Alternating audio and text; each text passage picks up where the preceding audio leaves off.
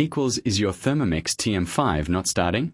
We are Kelatos IT, experts in tech repairs. We pick up your device from your door, run a free diagnostic and send you a quote before any repair. No calls, no running around. We are located at Calle Joaquin Maria Lopez 26, in Madrid. Link in the description.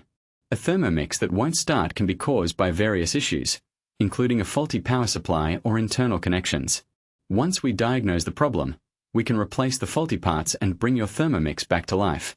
If you don't want to take any chances, at Kelatos we pick up, fix and deliver right to your door across the entire peninsula. Link in the description.